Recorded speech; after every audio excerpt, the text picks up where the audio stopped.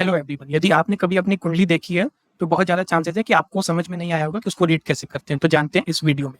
तो सबसे पहले आप देख सकते हैं कि लेफ्ट साइड पे ये मैंने एक कुंडली बना रखी है। तो ये एक रैंडम कुंडली है और ये सेम जो नीचे कुंडली आप देख रहे हैं ये उसी का सेम कुंडली का ऊपर इंग्लिश में नीचे हिंदी में है, ताकि किसी किसी के पास इस पंडित जी लोग बना के देते हैं तो वो हिंदी में रहती है, तो आप दोनों कुंडली समझ पाए। उसके बाद ये मैंने 9 प्लैनेट्स होते हैं अपने वैदिक एस्ट्रोलॉजी में, तो उसके नेम हिंदी और इंग्लिश में रखा हुआ है फॉर बेटर अंडरस्टैंडिंग। और वैसे ही अपने पास 12 राशि होती है, उसके नेम हिंदी और इंग्लिश में। तो अब एक कुंडली में सबसे पहले 3 चीज होती है, और कई सारी चीज होती है बट सबसे इंपॉर्टेंट 3 चीज होती है। पहली होती है हाउस, या हिंदी में बोलते हैं भाव या घर। दूसरी चीज प्लेनेट, और तीसरी चीज राशि या हिंदी में, और इंग्लिश में हम लोग साइन या ज़ोडिएक साइन बोलते हैं। ठीक है, तो अब कुंडली में होता क्या है कि स्पेस आप देख रहे हैं काफी कम है, तो इसके लिए हम लोग जैसे SU लिखा है जहाँ पे, उसका मतलब सन है। जहाँ पे ME लिखा है उसका मतलब मरकरी है। ठीक है, स्पेस कम रहती है इसलिए हम लोग शॉर्ट फॉर्म में लिखते हैं। इसी तरह पे जहाँ पे 8 लिखा हुआ है, एक तो 8 यहाँ पे लिखा और एक जैसे नंबर यहाँ पे लिखा है SU के ऊपर 04, तो मैं इसकी बात नहीं कर, जो यहाँ पे नंबर लिखे 8, 11, 2, तो ये जो है 8 मतलब राशि होती है। जैसे 8 राशि यहाँ पे आप देख सकते हैं कि वृश्चिक राशि, तो कुंडली में स्पेस कम रहती है, उसके लिए हम लोग उसको कोड दे दिया कि वृश्चिक राशि को 8 बोलेंगे, धनु को 9 बोलेंगे, इस तरह से। तो 3 चीज अपने पास हो गई बार, तो अपने पास टोटल 12 घर हो गए, 9 प्लैनेट्स। वैसे प्लैनेट्स भी 12 होते हैं, लेकिन वैदिक एस्ट्रोलॉजी में यूरेनस, नेपट्टून और प्लूटो को हम उतना कंसीडर नहीं करते हैं। और उसके बाद अपने पास 12 राशि हो गई।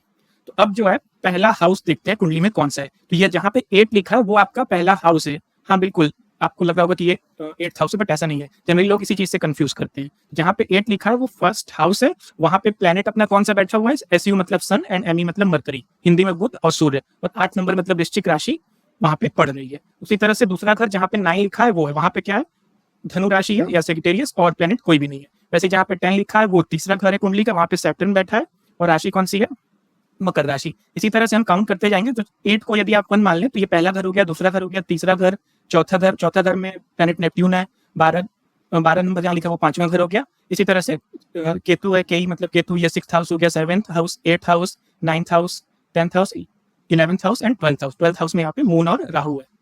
राहु और केतु का इंग्लिश और हिंदी नाम सेम ही होता है। तो इस तरह से हम अपनी कुंडली देख सकते हैं। अब ये तो हो गया समझना। तो उसके बाद अब इसका मतलब क्या हुआ, अब जैसे SU है सन है अपने फर्स्ट हाउस में, तो फर्स्ट हाउस आपकी कुंडली में आपको रिप्रेजेंट करता है, मतलब आपकी फिजिकल बॉडी, आपका थॉट प्रोसेस। तो अब सन क्या है, फायरी प्लेनेट है। ठीक है, और सन क्या है, सारे प्लैनेट्स का राजा है। तो अब राजा है तो ऑब्वियसली उसमें ईगो होगी। तो किसी के फर्स्ट हाउस में यदि सन है, जिसका मतलब वो पर्सन थोड़ा सा ईगोइस्टिक होगा। सन जो है बॉर्न प्लैनेट है, तो उस पर्सन का जनरली नॉर्मल लोगों से बॉडी टेम्परेचर थोड़ा सा आधा डिग्री या 1 डिग्री ज्यादा होगा।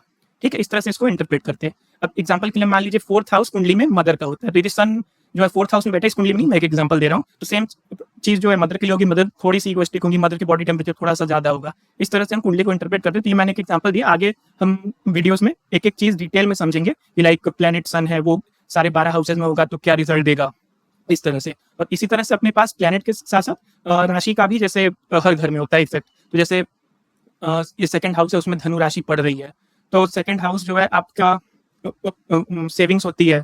इसी तरह से मकर राशि आपकी 3rd हाउस में पड़ रही है। ठीक है, तो इस तरह से राशि का भी इफेक्ट अपने आप में होता है। तो आई होप आपको ये कुंडली देखना समझ में आया होगा, और आगे की वीडियोस में जानते हैं कि और डिटेल में हर प्लैनेट और हर राशि को ईच हाउस में रख के हम देखेंगे। अगर वीडियो पसंद आए हो तो वीडियो को लाइक करें, चैनल को सब्सक्राइब करें। Thank you.